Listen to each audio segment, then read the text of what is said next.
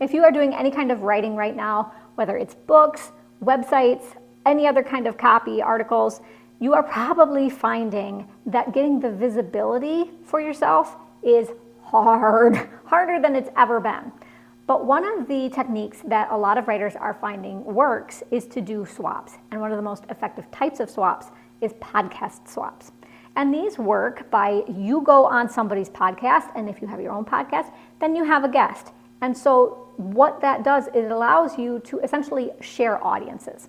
So you don't have to work as hard to get as many people to hear your message, right? It's kind of built in that way.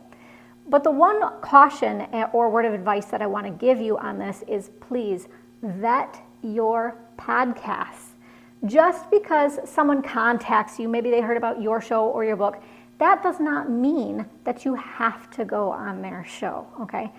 Do the legwork, because if the audience is not aligned, you're not really going to get any benefit from being on that show. It's going to be a waste of time, okay?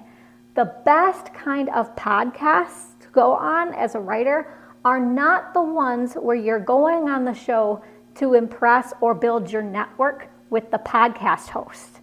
The best podcasts to go on are the ones where the audience for that podcast would actually read your book, okay? Now that might depend on the topic, and you got to make sure that that's really well matched.